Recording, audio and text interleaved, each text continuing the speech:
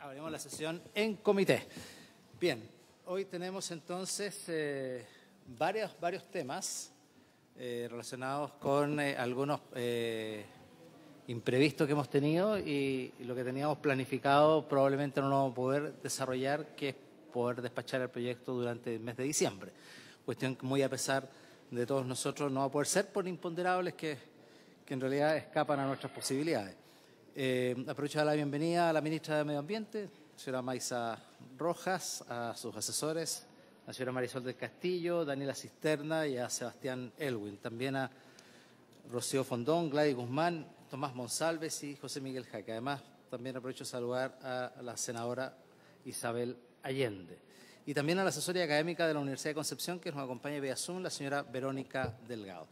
Bien, ministra, teníamos presupuestado hoy día avanzar en las indicaciones relacionadas con los temas del SEA, del Servicio de Evaluación Ambiental, para resolver las materias relacionadas con la estructura de las COEVA, desde el Comité de Ministros, el potencial Consejo de Reclamación, en fin, todo ello, con indicaciones que presentó el Ejecutivo.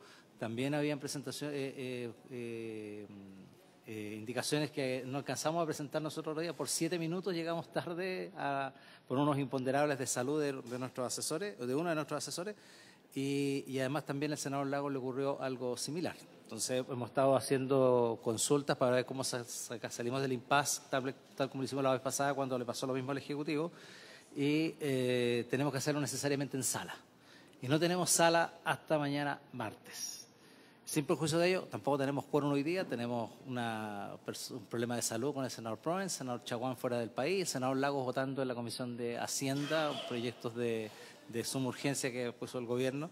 Entonces, tampoco tenemos muchas posibilidades de avanzar en votación. Entonces, la idea es poder conversar las indicaciones que ustedes han presentado, mañana poder solicitar ampliación de plazo por 1 hora, una cosa así, para que tanto el senador Lagos como los senadores de oposición podamos entregar las indicaciones, dar tiempo para que la Secretaría prepare los comparados y retomar la semana de vuelta de la regional, que creo que es el 6, si no me equivoco, lunes 6 de enero, podemos retomar de 11:30 a 2 de la tarde, o a 1:30, como teníamos los horarios establecidos.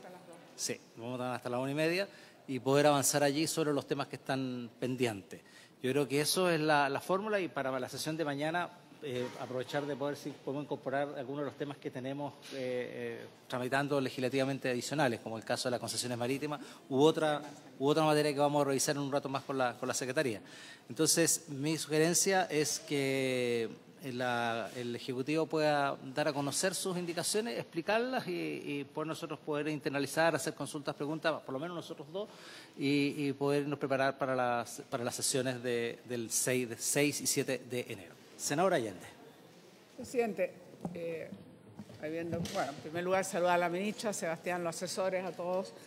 Escuchando atentamente lo que usted señala, estamos de acuerdo. Digamos, es imposible hoy día hacerlo porque, hubo los inconvenientes imponderables que pueden ocurrir, obviamente, y siempre uno tiene que ser flexible a entender que estas cosas pasan y lamentablemente no nos da tiempo. Es muy interesante, podamos escuchar a la ministra, pero yo quería un previo que el presidente se saltó, que normalmente hacemos un previo antes de entrar a la materia, digamos. A mí me gustaría que la ministra pudiera explicarnos lo que ha salido en la prensa profusamente, que generó una cierta alarma, por decirlo así, un supuesto estudio donde se hablaba que en Quintero Puchuncaví habría habido sobre 500 y tantas muertes, o una cifra que parecería muy elevada, en teoría derivado de las situaciones. Eso fue por un lado. Por otro lado, vimos que la Corte rechazó un recurso de protección que había presentado el colega Chaguán, pero independientemente de eso, me gustaría saber la opinión de la ministra. ¿Qué están haciendo en relación a ese estudio? ¿Qué han podido investigar? La seriedad, en fin, todos los antecedentes que nos pudiese entregar, creo que es extremadamente relevante, porque siempre es bueno conocer a fondo y no generar alarma indebidamente. Y eso creo que es un tema muy, muy relevante. Así que eso quería saber.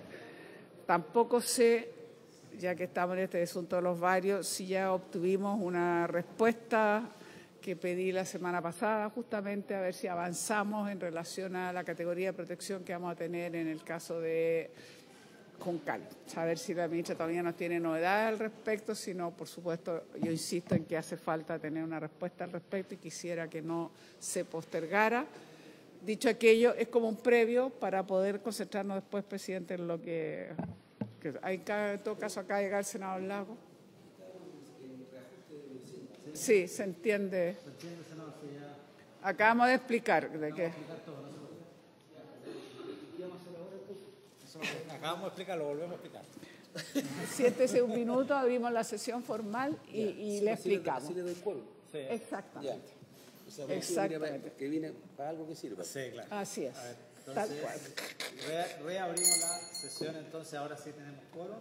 Estábamos recién comentando, aprovechando de saludar al senador Lagos, que dado que no teníamos el quórum suficiente, y además también tuvimos problemas con las indicaciones que iba a presentar la oposición y también el caso suyo, tomamos la definición de continuar en enero con la discusión de las indicaciones y dar mañana solicitar, porque hicimos todos los intentos a través de los comités y varias cosas para poder hacer algo distinto. ¿Y no hubo consenso en eso? No nos autorizaron a poder incorporar las indicaciones para las sesiones de hoy y mañana. Y por lo tanto, vamos a tener que mañana en la sesión de sala pedir por una hora para que tanto usted como nosotros podamos ingresar las indicaciones y ya no vamos a poder discutir. En la medida que se oponga alguien. En la medida que no se oponga alguien. La universidad que se puso ya el comité. Claro, pero... Qué raro. ¿Qué argumentaron? ¿Cuál? A ver, Benjamín. Sí, yo... Entiendo que el acuerdo requirió él que se pudiera pedir un plazo en la sala del día de mañana, no que existiera un plazo de indicaciones. Claro. Ok. Ya. Entonces, sí, una formalidad. No es una posición de fondo. No, es una formalidad, Entonces, dado que mañana, para que usted también esté atento, mañana vamos a pedir eso al inicio de la sesión, de tal manera dar un par de horas para que se presenten las indicaciones, nos vamos a preocupar de que la alcance a presentar a usted y nosotros también la podemos presentar. Y comenzar y retomamos la discusión el día 6 de enero. Mientras tanto, como el Ejecutivo sí ingresó en tiempo y forma las indicaciones, que nos expliquen un poco ahora cuáles son las indicaciones, vamos a poder conocer antecedentes previamente.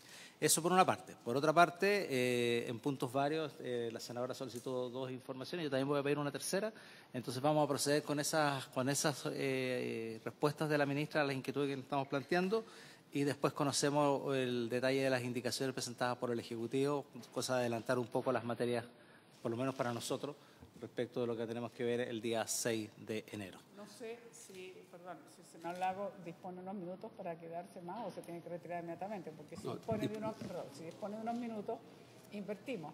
Mejor que nos explique la ministra las indicaciones. Es que yo le iba a pedir, no se me habría ocurrido, pero me parece excelente sugerencia, porque después que tenga que ir a volver a votar, reajuste. Ya, entonces vamos con eso, vamos a poner por las indicaciones y después... El tercer punto, varios ministras, después de la discusión de las indicaciones, tiene que ver para que nos pueda explicar un poco más relacionado con esta situación que también se dio en la prensa y que dice relación con las observaciones del Servicio de Evaluación Ambiental por la falta de enfoque de género en parte de la evaluación del Mall Cencosud de Vitacura. Un poco para tener una idea, yo estuve leyendo y creo entender la situación, pero me gustaría que fuera un poquito más preciso esa explicación de parte del Ministerio. Esos 3 elementos. La presencia del senador Lago que no. Vámonos entonces, ministra, para que nos pueda contar respecto a las indicaciones que han presentado. Ya. Muchas gracias, presidente. Por su intermedio, saludo a las senadoras y los senadores. Le voy a pedir a Sebastián que haga una presentación de nuestras indicaciones, sin prejuicio que yo ya las había adelantado, pero ahora ya está el texto. Tengo una consulta, si lo tiene bien, presidente, y es que, bueno, se entiende de que aunque había una voluntad aquí de todas las partes por sacar este proyecto de la comisión durante todavía este año, eso no va a ser posible. El 6 de enero, que harto tiempo, que casi un mes, 3 semanas y media, no sé, 3 semanas, no es nada. Apenas 2 semanas. Bueno, pero yo me... Sí sé. Así que son 3 semanas, sí. No, lo tengo claro. lo tengo claro. Pero entonces entiendo de que vamos a tener todas las indicaciones mañana. Sí. Las vamos a tener todas. Y ahí la Secretaría va a tener tiempo para armar un buen comparado con todas las indicaciones. Nosotros vamos a tener tiempo de estudiarle, y ustedes también. La pregunta es si es que el día 6 de enero se podría citar para despachar, hasta total despacho. Votarla toda. Perfecto. Ya. Ok. Ya. Entiendo. Ya. Le quisiera dar la palabra entonces a Sebastián para que explique las indicaciones del Ejecutivo.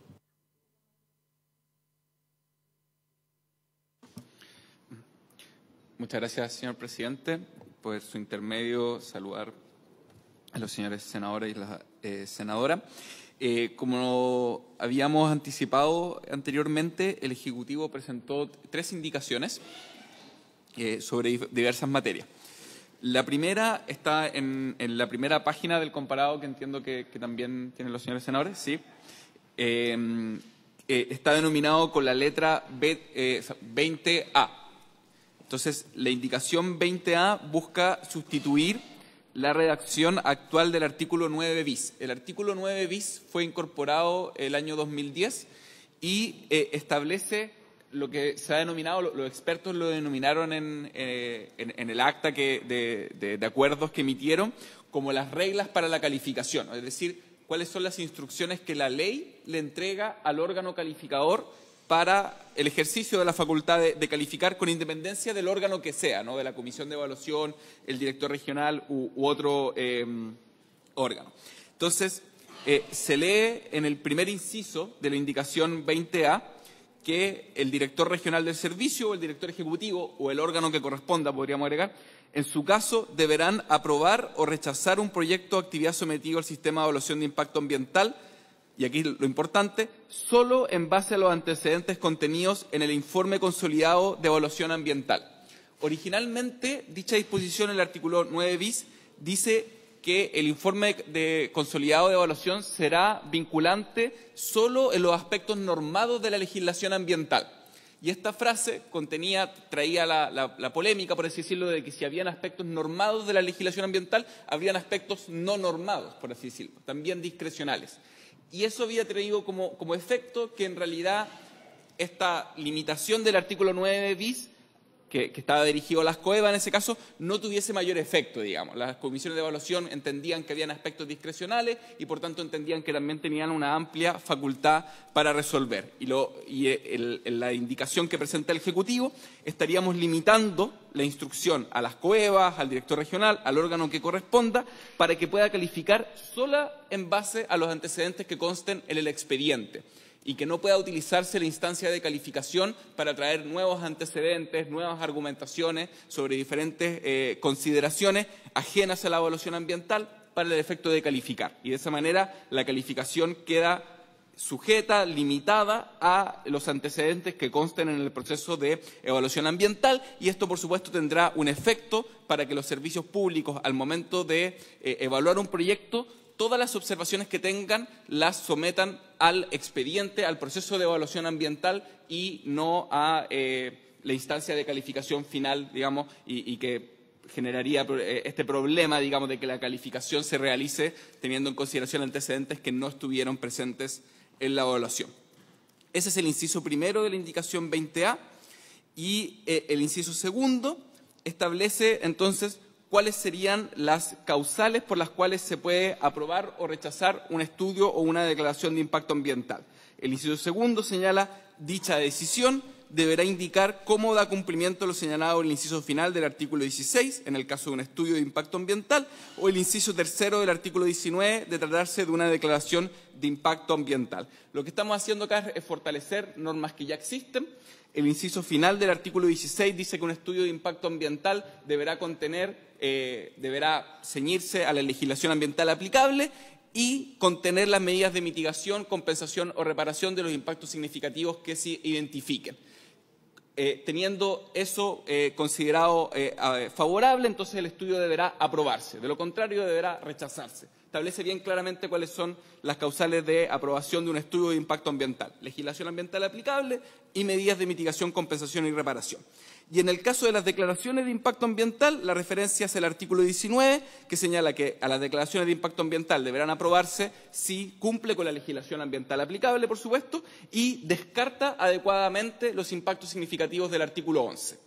Entonces, en los estudios son las medidas de mitigación, compensación y reparación. En las declaraciones de impacto ambiental es el descarte de los impactos significativos que generarían la presentación de un estudio de impacto ambiental.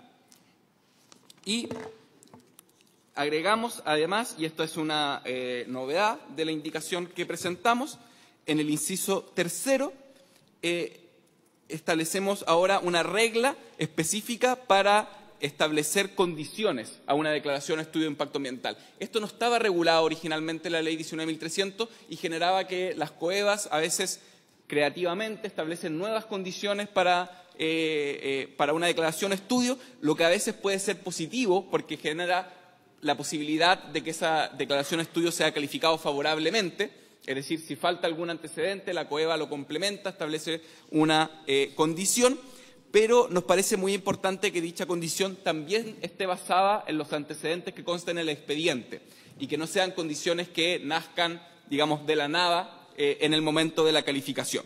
Y es por eso que el inciso tercero señala si el director regional del servicio o el director ejecutivo, en su caso, para cumplir con lo señalado en el inciso anterior, o sea, para poder calificar favorablemente una declaración o estudio de impacto ambiental, estableciera condiciones o exigencias a un proyecto o actividad, estas deberán respetar igualmente lo señalado en el inciso primero, ¿no? O sea, igualmente deberán tener su base, su antecedente en el expediente de evaluación ambiental y no pueden emerger de la nada, por así decirlo. El inciso tercero es prácticamente el mismo, o sea, el inciso, cuarto, es prácticamente el mismo que ya está contenido en el artículo 9 bis, que regula el contenido del informe consolidado de evaluación, el ICE, que es esta instancia final previa a la calificación. Y señala, el informe consolidado de evaluación deberá contener los pronunciamientos ambientales fundados y le agregamos y pertinentes. La redacción original solo dice fundados. Y como nosotros en otras materias hemos dicho que los pronunciamientos de los OAECA tienen que ser además pertinentes al proyecto, lo agregamos también acá. Entonces, fundados y pertinentes de los organismos con competencia ambiental que hayan participado en la evaluación técnica de las observaciones presentadas por la comunidad y los interesados, cuando corresponda, así como la recomendación de aprobación o rechazo del proyecto. Eso es tal cual a como está actualmente. Y finalmente, el inciso final, simplemente hicimos una adecuación de redacción, pero el contenido es el mismo. El incumplimiento de lo señalado en este artículo se considerará un vicio esencial en el procedimiento de calificación ambiental. Entonces, en resumen, el nuevo artículo 9 bis que proponemos señala que la calificación solo podrá basarse en los antecedentes que constaran en el proceso de evaluación ambiental, que las razones de aprobación o rechazo de una declaración o estudio son las que señala la ley y no puede ser otras, que las condiciones adicionales que se establezcan en la calificación también tienen que estar basadas en el expediente de evaluación ambiental y que el incumplimiento de estas reglas constituirá un vicio esencial de la evaluación que podrá ser reclamado por las instancias conocidas.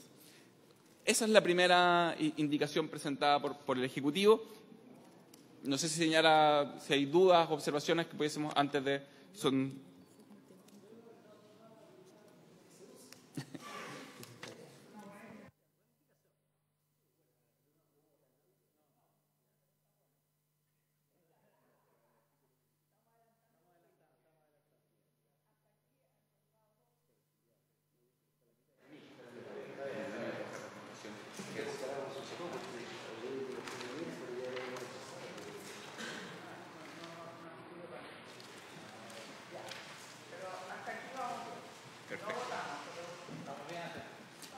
La siguiente indicación está en la página 4 del comparado y está identificada como 74A.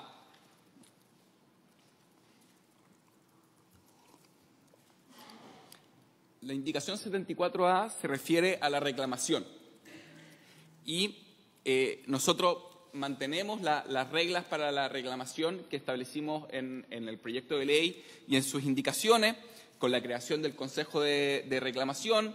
Estamos estableciendo plazos mucho más exigentes que los actuales para resolver de las reclamaciones, con una regla de silencio negativo al final que habilita para ir al Tribunal Ambiental, pero siguiendo la recomendación del Comité de Expertos, estamos haciendo la reclamación opcional. Es decir, que las partes podrán optar entre ir por la reclamación administrativa ante este Consejo de Reclamación, que es una instancia técnica que tiene amplias facultades para conocer la reclamación, o dirigirse a los tribunales ambientales directamente, que tienen sus reglas de conocer estas reclamaciones, y como sabemos también tienen facultades para resolver un poco más limitadas que las que tiene la Administración, pero esto será opcional para las partes que puedan reclamar. Entonces, la indicación 74A señala: vencido el plazo para presentar el recurso de reclamación ante el Consejo, y en el caso que ninguno de los legitimados señalados en el literal A lo hubiese interpuesto o habiendo hecho, éstas hayan sido declaradas inadmisibles. ¿Qué quiere decir esto? Que existe el plazo para reclamar, existen habilitados para reclamar, que son el titular, los observantes de participación ciudadana o los terceros interesados. Si cualquiera de ellos reclama ante la Administración, se tiene que concluir la fase administrativa de reclamación, lógicamente, porque no podemos tener la reclamación administrativa y la reclamación judicial al mismo tiempo. Entonces, si alguna de las partes reclama administrativamente, entonces se tiene que concluir dicho proceso de reclamación. Pero si ninguno de estos lo reclama, entonces dichos legitimados, continúa la redacción, podrán reclamar la resolución de calificación ambiental dentro del plazo de 30 días ante el Tribunal Ambiental competente, de conformidad con lo señalado en el numeral 5 del artículo 17 de la Ley 20.600, que crea los tribunales ambientales. Entonces, esa es básicamente la regla de opcionalidad. Perdón, adelante, senador. Para ser bien clara, es opcional. O sea, podría ser que, digamos, o un tercero o los creyentes ya van a lo administrativo, se tiene que resolver en primera instancia administrativo, no se puede ir al Tribunal Ambiental en simultánea, administrativo, Tribunal Ambiental, se resuelve administrativo, y en caso que, digamos, a ver, ¿qué sucede si se resuelve en lo administrativo? No es necesario, entonces nadie va al Tribunal Ambiental. Ya. Si se resuelve en lo administrativo y no quedan satisfechos con la resolución administrativa, ¿qué pasa entonces? ¿Pueden ir al Tribunal Ambiental? Pueden continuar ante el Tribunal Ambiental. Lo que hace esta disposición es hacer opcional la reclamación administrativa. Si alguna de las partes recurre ante el Consejo de Reclamación, es lo que nosotros estamos proponiendo, y el Consejo de Reclamación resuelve y alguna de las partes no queda satisfecha, puede continuar la reclamación ante el Tribunal Ambiental. Pero supongamos un caso, quizás para dar un ejemplo, un caso en el cual el titular está en contra de una condición que se le impuso en la resolución de calificación ambiental, pero, por ejemplo, no hay una comunidad, no hay observantes de participación ciudadana que quieran reclamar. Entonces el tribunal puede ir directamente ante el Tribunal Ambiental y no pasar por la reclamación administrativa. Estamos haciendo opcional la reclamación administrativa, pero, como decía antes, para no tener la posibilidad, la hipótesis de que una parte recurra ante la Administración y otra parte recurra ante el Tribunal Ambiental y ambas cosas se conozcan al mismo tiempo, que sería por supuesto un problema, la regla es que si alguna de las partes legitimadas recurre ante la Administración, entonces hay que terminar de agotar esa vía y después posteriormente pasar a los tribunales ambientales.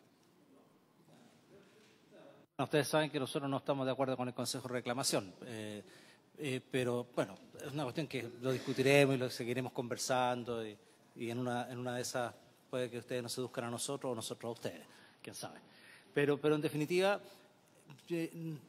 si yo le quisiera hacer un cuestionamiento a esto del Consejo de Reclamación, ¿no sería una especie de Consejo de Ministros o Comité de Ministros 2.0 pagado y más encima con menos facultades que el actual Comité de Ministros?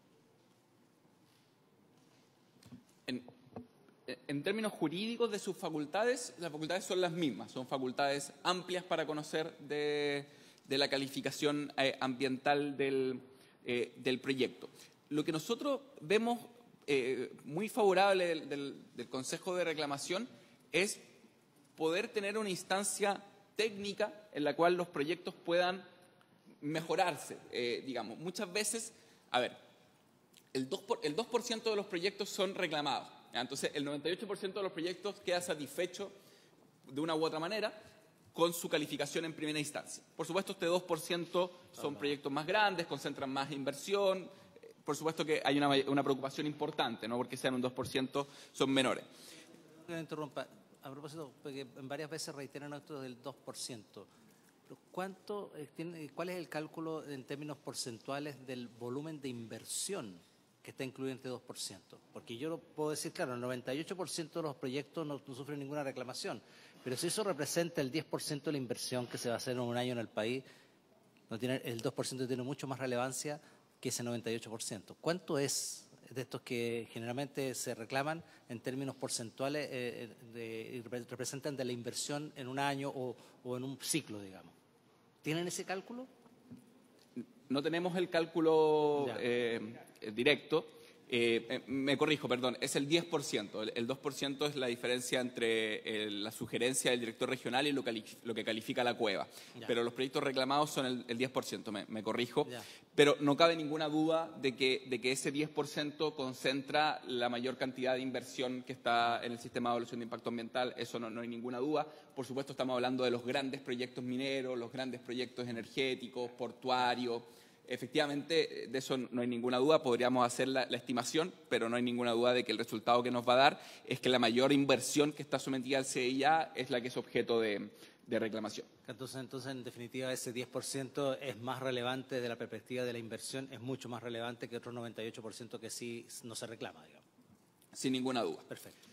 Y nuestra propuesta es poder darle a ese 10%, si lo desea, porque ahora lo estamos haciendo opcional, una instancia técnica de resolución de los conflictos que, de nuevo digo, técnicos. Y por supuesto el conflicto es más bien jurídico, de una interpretación de un asunto más complejo, probablemente las partes irán directamente al Tribunal Ambiental, que es la instancia. Pero hay una parte importante de proyectos que obtienen, por ejemplo, una resolución de calificación ambiental favorable, pero tienen discrepancia respecto de condiciones que se les impuso en el momento de calificación, que son muchas veces interpretaciones técnicas de los antecedentes que están en el expediente de evaluación, y creemos que el Consejo de Reclamación es una instancia que va a concentrar una expertise técnica más adecuada de la que es hoy día el Comité de Ministros. Creemos que el Comité de Ministros tiene una complejidad, que es que le toca resolver asuntos extremadamente técnicos a un órgano que tiene una composición eminentemente política, por supuesto, porque son 6 ministros de Estado.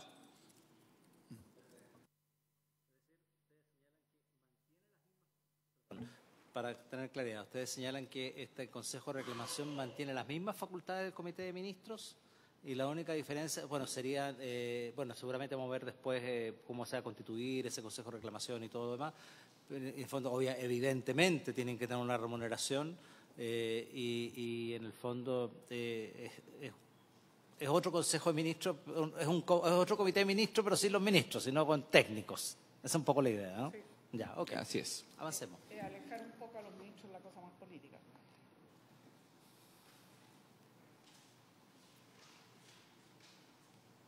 ¿A cuál nos vamos ahora?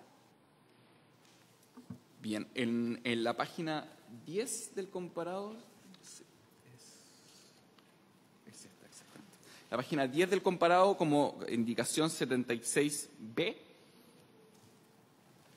es algo que ya habíamos anunciado en una comisión, en una sesión previa.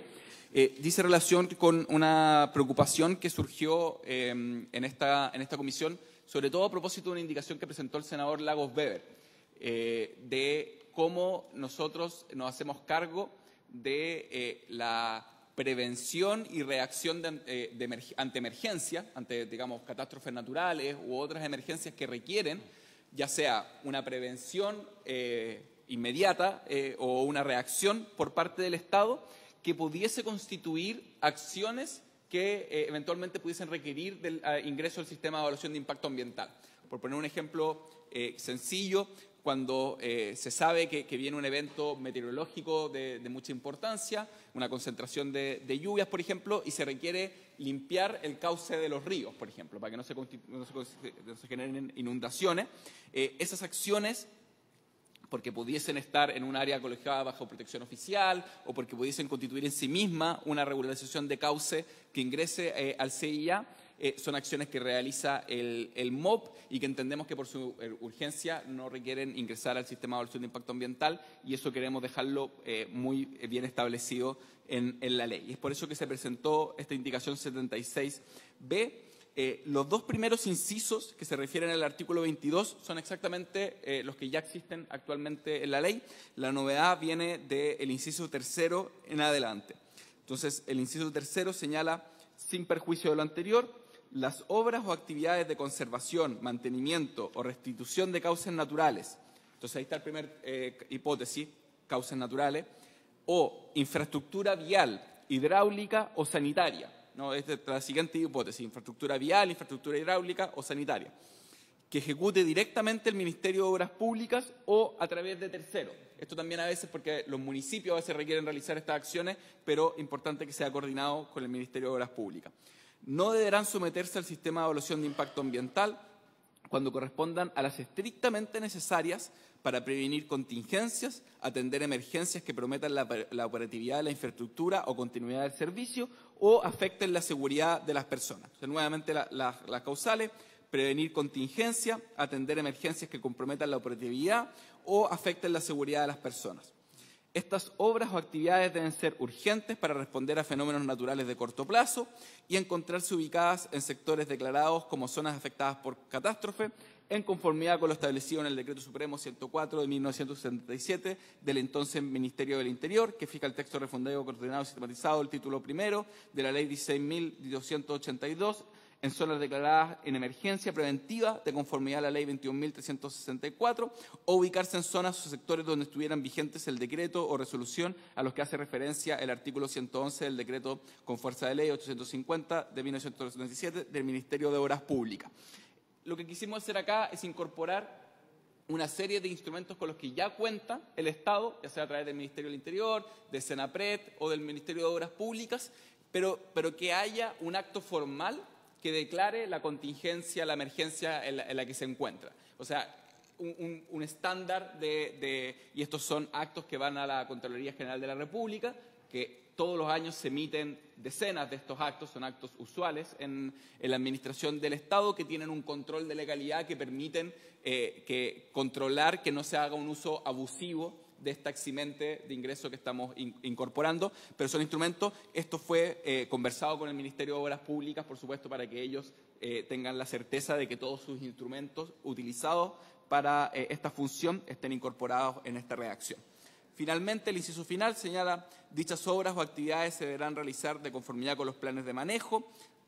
Planes de manejo se refiere particularmente cuando sean áreas protegidas. No, cuando estemos hablando de un área protegida, esta debe contar con un plan de manejo de acuerdo a la Ley 21.600. Prácticas sustentables u otros instrumentos de conservación de la biodiversidad pertinentes previamente establecidos y que se encuentren vigentes. Es decir, si existe algún instrumento de conservación, que tenga en consideración ese instrumento. Para estos efectos, el Ministerio de Obras Públicas contará con uno o más protocolos de buenas prácticas ambientales para la ejecución de estas obras o actividades, aprobadas en conjunto con el Ministerio del Medio Ambiente. Estos protocolos de buenas prácticas ambientales ya existen. Es la manera en que entre el Ministerio de Obras Públicas y el Ministerio del Medio Ambiente se ha hecho cargo de esta, porque esto es una problemática actual, existente. Entonces se han elaborado estos protocolos entre ambos ministerios y le quisimos dar un reconocimiento legal para darle continuidad a través de las administraciones. Finalmente, dichos documentos serán obligatorios para los terceros a los que se refiere el inciso anterior. Ahí tengo alguna inquietud respecto de la ejecución de estas obras. ¿Esto es aplicable ex ante, ex post o ambos? Dentro de los instrumentos, existen instrumentos, por ejemplo, señala las zonas declaradas en emergencia preventiva, que son instrumentos, lo que comúnmente en los medios de comunicación se le denomina alerta temprana. ¿No? Son cuando se tiene conocimiento de que viene, por ejemplo, el caso de un evento meteorológico, se declara una zona de alerta temprana y eso permite al MOP realizar acciones preventivas, previas a la catástrofe. Ya, y, por ejemplo, en materia relacionada con la conectividad marítima, por ejemplo, las rampas de acceso en todo el traslado que se hace de personas y todo ello en el sur de Chile, esas rampas marítimas que se instalan para el atraque de los los ferries, de las barcazas, en fin, y todo eso, si hay una destrucción de eso, o una potencial destrucción de eso por asuntos meteorológicos, me imagino que pues no está incluida en las obras portuarias. Entonces, ¿cómo se puede resolver eso, digamos, o cómo lo tienen considerado las obras que realiza la Dirección de Obras Portuarias? Y lo otro, la protección, por ejemplo, de la ribera de los ríos también, y eso necesariamente se hace en enrocado y todo ese tipo de cosas que no necesariamente, o sea, no se pueden hacer 18 horas, ni 36, ni 48 horas antes cuando se anuncia la alerta temprana, eso es bastante antes. En la zona de Coquimbo, la bajada de la quebrada de Leiva, la quebrada de Marquesa, la de Huachumí, en el Valle del Elqui, pero destrozó todo. Entonces, evidentemente, ahí se tiene que hacer enrocados y todo para poder encauzar esa bajada de quebrada, y eso no necesariamente es en el periodo de alerta temprana, puede ser mucho antes. Entonces, también, ¿qué pasa con ese tipo de obras? Y la infraestructura aeroportuaria, lo mismo, digamos, también. Entonces, esos van a tener el tratamiento de estudio de impacto ambiental para hacer un enrocado producto de encauzar las potenciales bajadas de agua lluvia a través de quebrada, o va a poder ser una obra exenta de esto. Poniendo un ejemplo, podría decirse que un ejemplo extremo, pero son ejemplos que ocurren en la realidad y nos toca vivir en el día a día en muchas partes del país.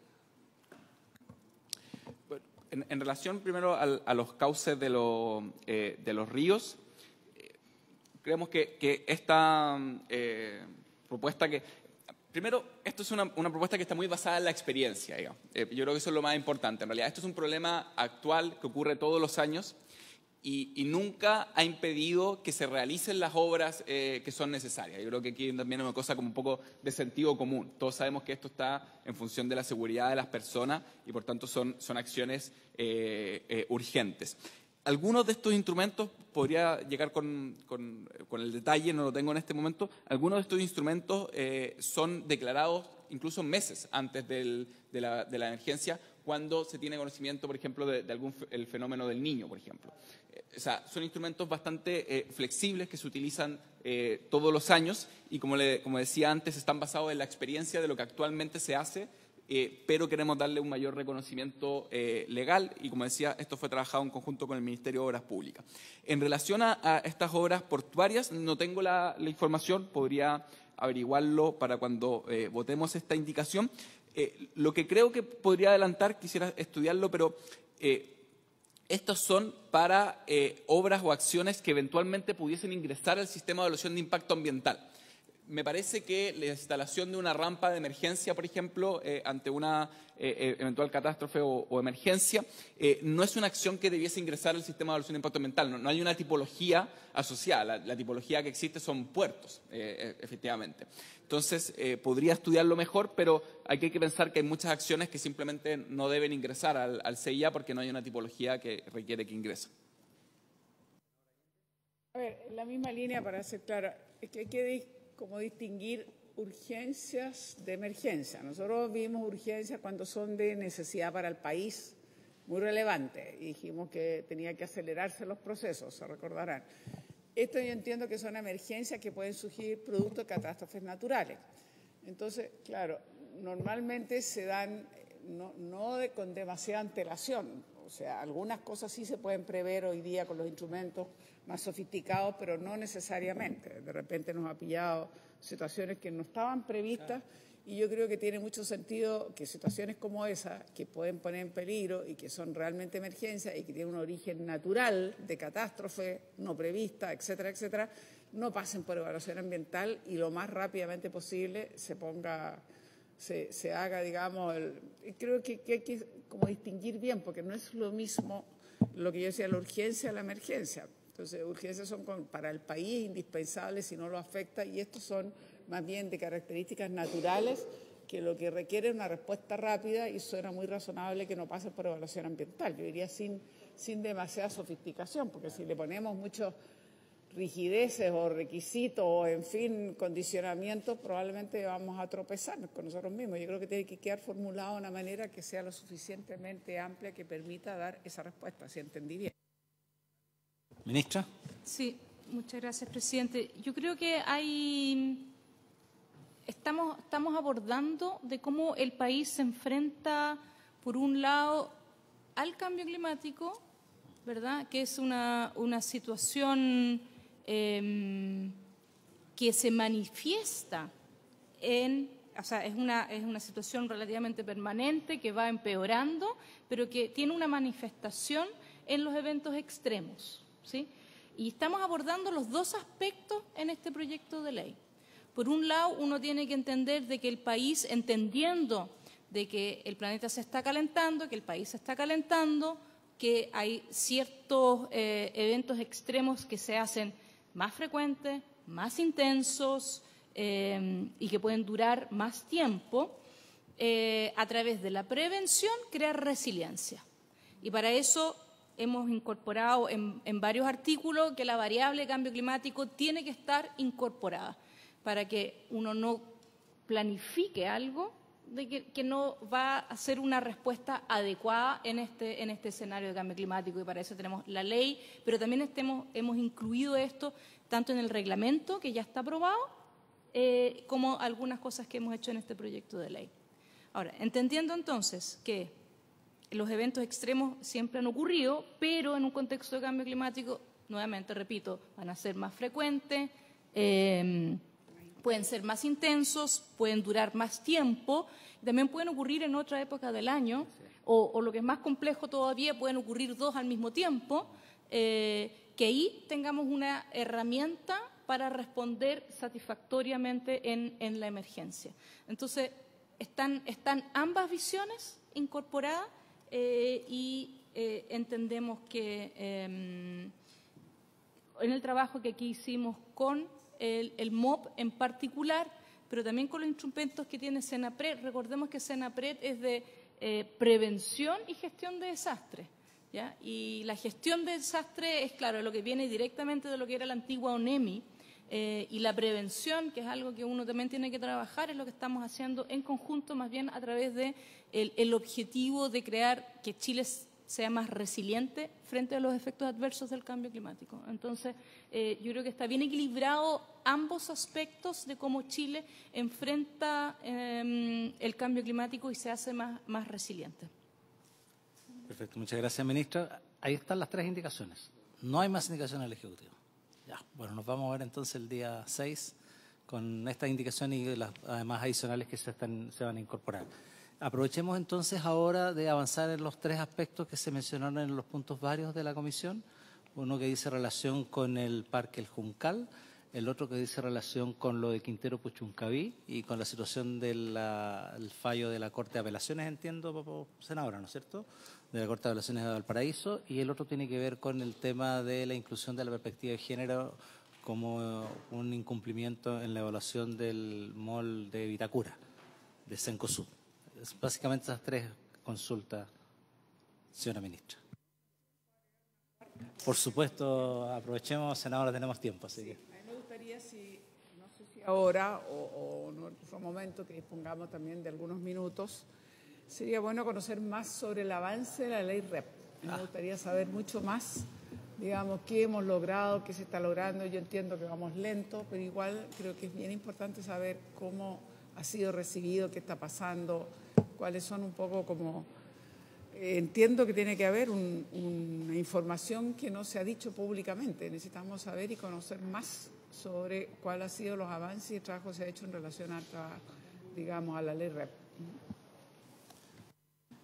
Yo creo que lo último que ha mencionado la senadora Allende, también se lo he estado mencionando yo a la ministra, es de vital importancia, ya como para una sesión eso.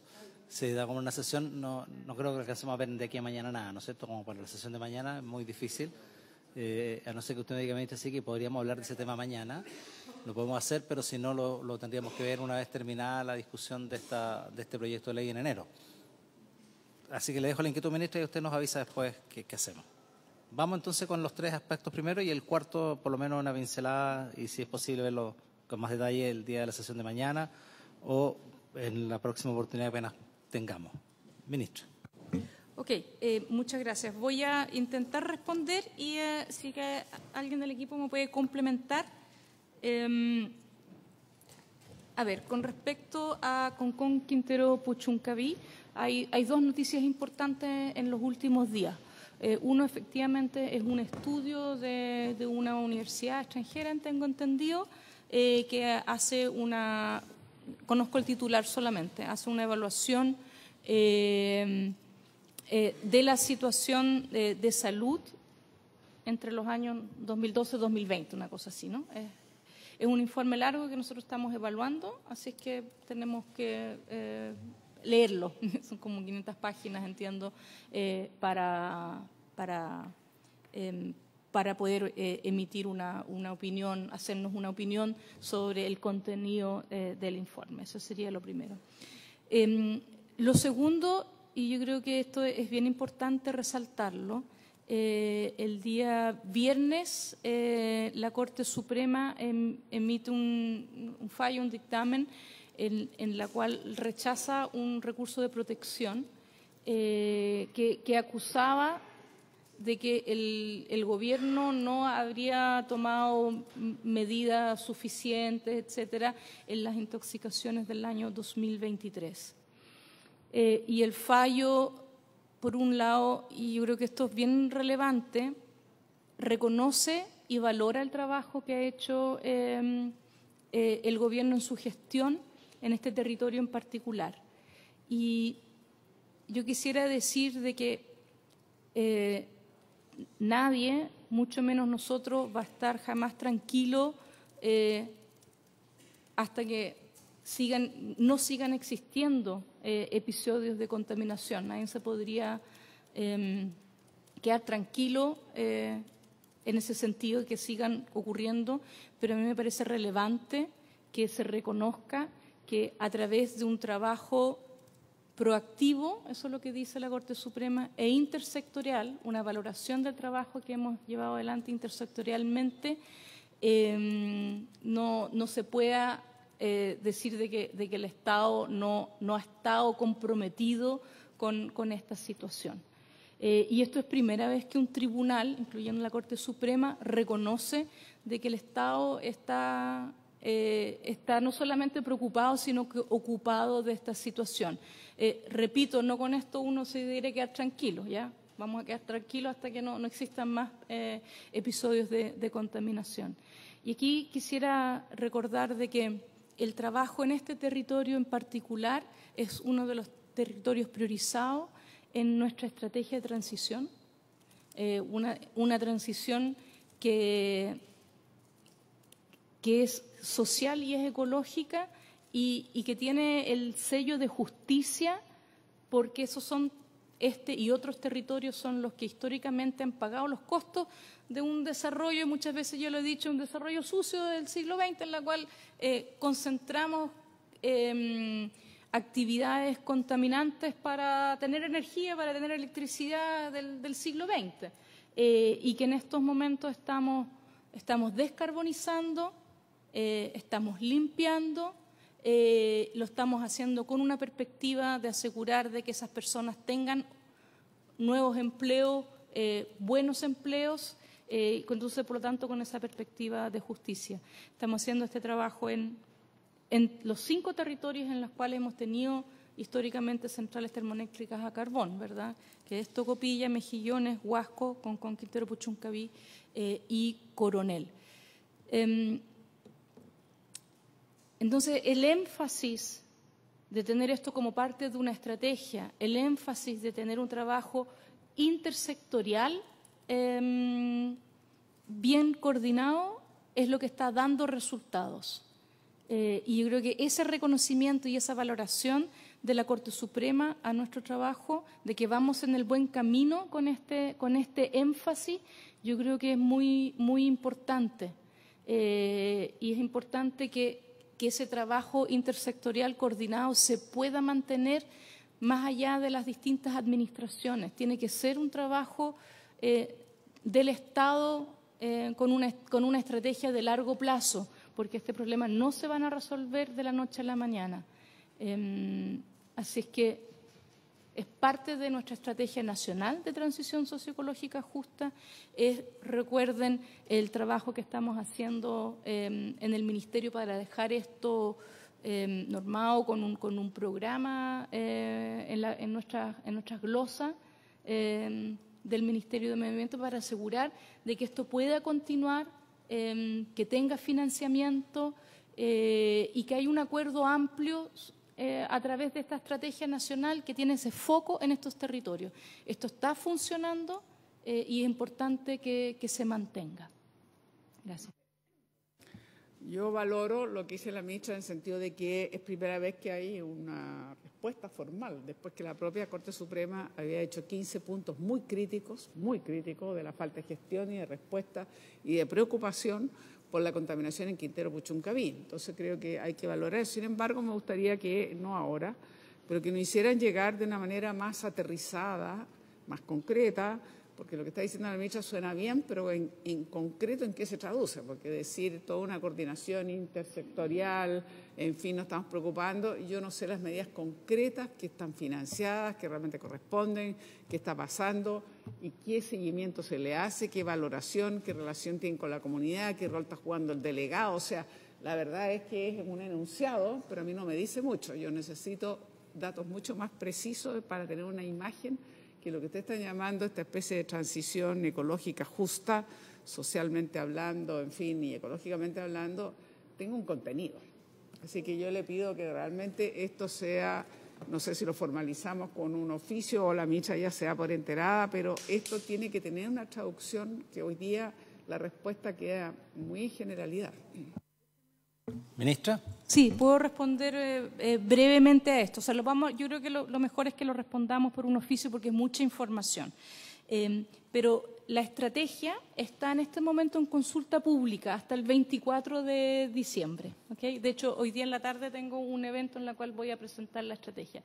La estrategia entonces da como ciertos lineamientos, etcétera, y tiene un plan de acción al 2030, que creo que son 20 medidas transversales y 24 medidas territoriales, ¿ya?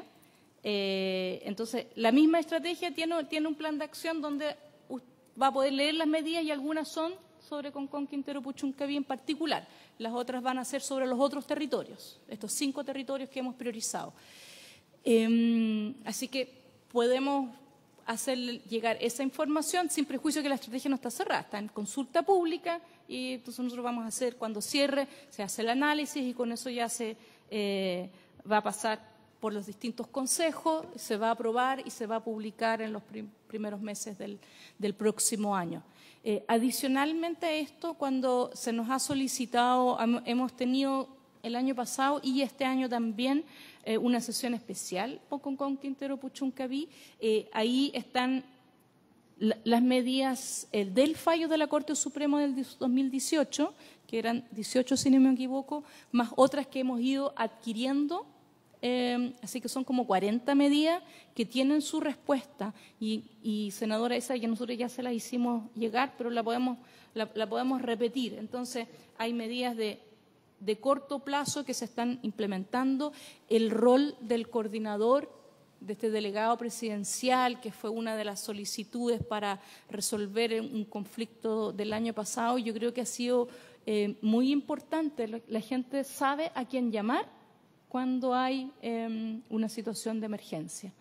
Y él ha permitido entonces generar en el territorio esta coordinación interministerial con la Seremi de Salud, con la Superintendencia del Medio Ambiente, que somos los que tenemos que estar, hay otros también, pero como los que están en la primera línea cuando ocurre la emergencia, pero también con los otros ministerios para que se pueda dar una solución de más de mediano plazo a este territorio en particular. Así que hay medidas al 2030, que es mediano plazo, yo diría, hay medidas que han sido implementadas en el corto plazo, que ya han sido respondidas, y la respuesta sobre que si el delegado ha jugado un rol importante, yo diría que sí, que ha jugado un rol importante porque nos permite esta coordinación efectiva, ha podido implementar entonces gestión y todo.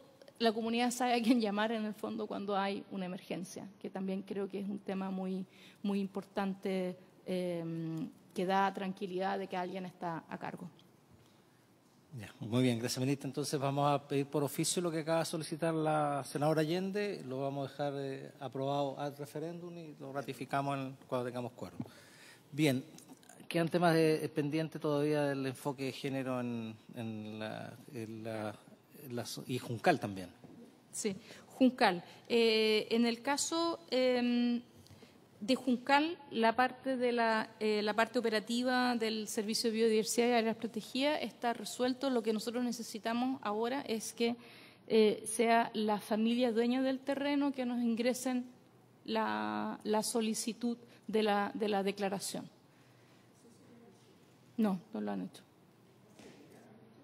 Sí. Hablamos de lo mismo, como era un terreno privado que ellos tenían que hacer, estoy segura que lo hicieron, casi convencida que lo hicieron. El tema es que, independientemente de que puede que se tarden, me parecería raro, porque obviamente el mayor interés, a mí me parece que no solo lo hicieron, sino que además lo que me parece es que ustedes igual tienen que avanzar en paralelo, no tienen que quedarse en la formalidad, comillas, de esperar meses y meses.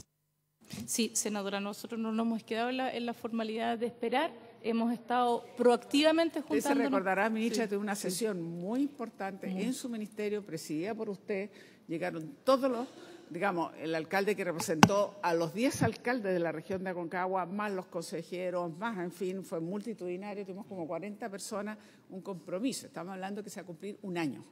Entonces, en el sentido de tener más información, y ahí se dijo que una de las formas de poder tener en lo posible un instrumento de mayor protección era precisamente esto, y ahí se dijo que era necesario que, siendo un terreno privado, necesitaba que el privado hiciera efectivamente la petición formal para que después el Ministerio de Medio Ambiente pudiese catalogar la medida de protección.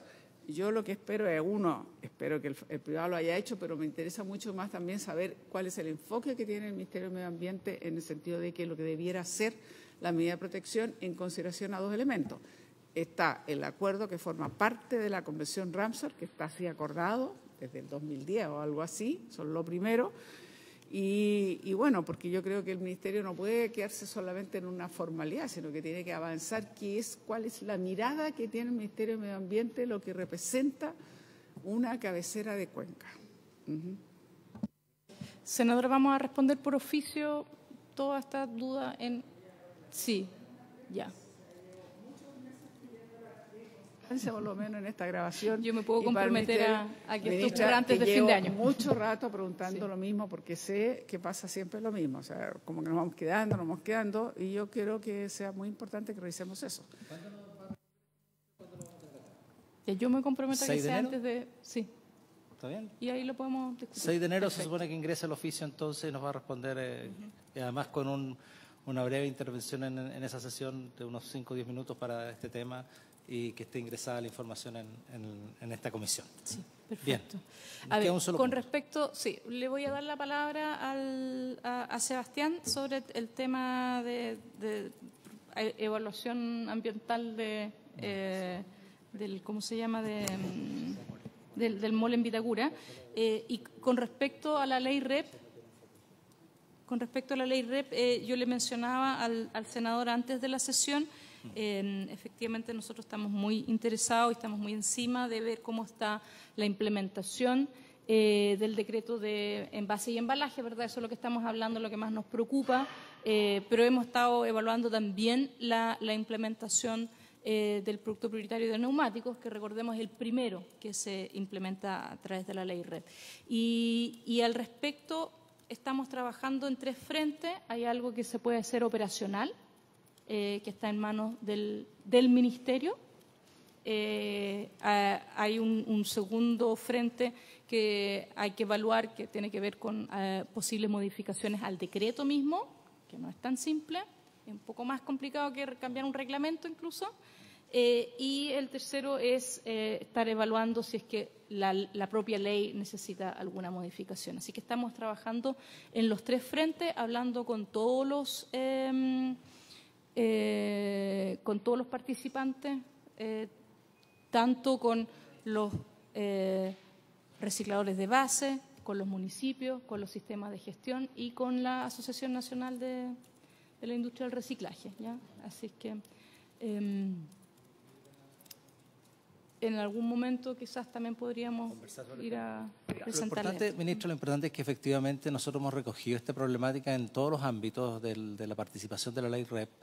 Y va a ser muy importante que nos cuente sobre los resultados de este primer año de aplicación, del cumplimiento de metas y de las complejidades que han existido y los problemas que tenemos, de tal manera de efectivamente, como usted dice, hacer modificaciones de carácter operativo, hacer adecuaciones a los decretos en caso que así se requiera y también hacer adecuaciones a la ley en caso que se requiera. Adecuación a la ley, entonces, adaptándose a la realidad que nos hemos enfrentado en la aplicación de esta responsabilidad extendida del productor, que yo preferiría que fuera responsabilidad compartida, porque aquí no es solo responsabilidad de quienes producen, sino de quienes lo usan también.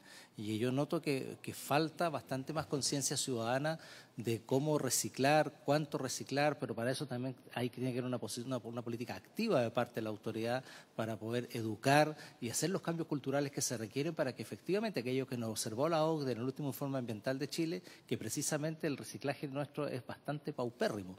Y la ley que tenemos es una ley de altísima exigencia. Entonces tenemos que ver cómo vamos calibrando esto. Yo creo que va a ser un tema muy importante a partir del término de la discusión de esta ley 19.300. Senadora Allende. No, yo comparto mucho lo que está diciendo, por eso quise la pregunta, porque efectivamente nosotros necesitamos avanzar esa legislación, nos parece bien hacer una ley, pero a veces las exigencias no se condicen con las condiciones que vamos implementando, no solo en términos de gradualidad, sino en cuánto fomentamos y cuánto participamos y cuánto logramos que se pueda hacer para que sea muy aplicable y para que tenga sentido y se pueda proyectar. Entonces me interesa mucho conocer, porque yo entiendo que nuestro país tiene un nivel muy bajo en términos de reciclaje, en términos de compostaje, en términos de recuperaciones. Entonces a mí me interesaría mucho que se supiera y sobre todo cuál es la evaluación que ustedes hacen, sobre todo de las dificultades, de los niveles de cumplimiento, porque si nos ponemos metas muy exigentes y no tenemos esa capacidad local, la verdad es que no genera un problema. Le quiero hacer la siguiente analogía, ministra, que es propia de otro tema que hemos estado viendo en la Comisión, precisamente Medio Ambiente, y que aquí el presidente sabe muy bien de lo que voy a hablar. Nosotros tenemos un compromiso suscrito con la Comisión de Basilea. Hay un proyecto que tiene que ver con cómo permitir o no exportación de, digamos, materias peligrosas transfronterizas. La verdad es que con el convenio de Basilea lo que se intenta es que no exista este tráfico, que evitemos estar, digamos, de manera transfronteriza circulando materiales realmente peligrosos. El tema es que yo pienso que si nosotros empezamos a autorizar exportación, comillas, de estos materiales por la razón de que no tenemos la capacidad local para procesarlos y para poder mitigar los efectos, etcétera, etcétera, claro, abrimos la ventana para que se exporten teóricamente a países que tienen condiciones de reciclar, pero en realidad no sé si necesariamente se cumple o simplemente nosotros estamos exportando a países que lo reciben porque lo reciben, porque no tienen otras condiciones. Entonces, yo tengo más bien una mirada, y yo me di cuenta que la mirada de medio ambiente es un poquito distinta. Yo pienso que ahí hay una cierta diferencia. Salud es más, creo que categórica en el sentido de tratar de que no vayamos abriendo la línea de la exportación. Y yo pienso que medio ambiente debería preocuparse en el sentido de que no solo es por cumplir nuestros compromisos internacionales con la Convención y el Convenio de Basilea, sino que más que nada es por decir, mire, si lo que tenemos que hacer nosotros es desarrollar, si es insuficiente, desarrollémosla más. Pero lo que tenemos que hacer es trabajar aquí, no la salida de la exportación. Entonces, yo me preocupa eso, ministra, porque siento que a veces nos quedamos en que o tenemos compromisos internacionales o hacemos legislaciones, pero no fomentamos el que nuestra industria local tenga la respuesta adecuada. Y yo en eso la última vez quedé, lo dije, y tengo mi voto, cuando llegue el momento de votar, en contra de autorizar la exportación, porque me parece que nosotros debiéramos dar simplemente todas las energías, la fuerza y la potencialidad a nuestra industria aquí que lo trate. Pero esto también tiene que ver con algo que hemos hablado poco. ¿Y por qué es tan importante desarrollar aquí la industria? Porque crecientemente estamos usando baterías, crecientemente estamos utilizando otros elementos que forman parte de las energías renovables, de la aerólica, en fin, tenemos cada vez usos más crecientes de distintas, digamos, tecnología que claramente nosotros tenemos que trabajar. ¿Qué hacemos con eso? Y para trabajar con eso no es un tema la respuesta decir, bueno, ya como no tenemos esa capacidad lo exportamos. No, yo quiero saber cuánto estamos desarrollando. Entonces, como ya le pregunté lo del REP, quiero que agreguemos esto, porque aquí estamos hablando de baterías, aquí estamos hablando de elementos muy contaminantes, aquí estamos crecientemente teniendo que hacernos cargo y tengo la impresión que no respondemos de la manera debida. Así que quería anticipar eso porque esto está, lo vimos en medio ambiente, nos falta la votación y yo por lo menos adelanté mi voto en contra en el sentido que no me parece la exportación, me parece que ojalá sigamos fomentando la industria de acá. Sí, efectivamente, hoy se terminó el plazo de indicaciones a ese proyecto de ley, ya está en condiciones de ser discutidas las indicaciones que se presentaron y votarlo también. Es un proyecto que está listo para votación también. Así es que seguramente ahí cuando, entiendo que ustedes también presentaron indicaciones a ese proyecto, digamos. Entonces, ¿no? ¿Ustedes no han presentado indicaciones al proyecto de la prohibición de exportación, el acomodar la legislación a Basilea? ¿Ah? El del senador Velázquez. Entiendo que sí presentaron indicaciones. ¿No? Seguramente. A ver. Solo nosotros, sí, nosotros sí presentamos indicaciones. El Ejecutivo no ha presentado indicaciones. Entonces ya se acabó el plazo de indicaciones que se ha prorrogado varias veces y lo vamos a poner en discusión para que ustedes también lo tengan presente. Bien, nos falta enfoque de género. Sebastián. Gracias, señor presidente. Bueno, lo primero es señalar que este es un proyecto que se encuentra en evaluación, por tanto el Ministerio no puede emitir pronunciamientos de fondo sobre el tema y lo lleva adelante el Servicio de Evaluación Ambiental, que es un órgano independiente. Por tanto, lo que sí podemos mencionar primero es que la observación se basa en un instructivo del Servicio de Evaluación Ambiental que es del año 2017, no es de esta administración, un instructivo que lleva vigente mucho tiempo. Lo segundo es señalar que la observación que formuló el Servicio de Evaluación Ambiental no es una observación digamos, que esté basada en rechazar el proyecto, sino es para que haya mejoras en los antecedentes que presenta el proyecto en función de este instructivo. Y lo último que quisiera señalar es que lo que señala la Dirección Regional del Servicio de Evaluación Ambiental es que la información sobre medio humano, en particular unas entrevistas que realizó el titular para poder entregar esta información, esté de alguna manera desagregada o entregue información sobre cómo la variable de género incide en el levantamiento de información sobre medio humano, lo que pudiese ser relevante para el día de mañana realizar la evaluación de cómo este MOL en particular pudiese tener alguna incidencia, si es que la tiene, cuestión que está todavía en evaluación, no está prejuzgada. En ese sentido, es un antecedente que, como decía, se basa en un componente de la evaluación que está vigente desde el año 2017 y que es bastante, me atrevería a decir, proporcional la solicitud que le se hace al titular en relación a que no levante nueva información, sino que la que entregó esté de alguna manera incorporada el enfoque de género en esta información. Perfecto. En el fondo, sí, efectivamente, yo revisando los antecedentes, esto es una que está explícitamente normado, así no sé si en una guía o en un instructivo. No, un instructivo está claramente así. Pero esto apunta a que los efectos de la construcción de un mall y el desarrollo de la actividad de un mall tendrían maneras diferentes sobre el género masculino, género femenino u otros, o simplemente porque no se consideró la opinión de alguno de los géneros. Considerar nuevamente, bueno, es un proyecto que está en evaluación. La solicitud que se le ha hecho al titular es que la información de medio humano que entregó contenga información de género en relación a si las entrevistas fueron, cuánto porcentaje, por ejemplo, de la entrevista fue a un género o al otro.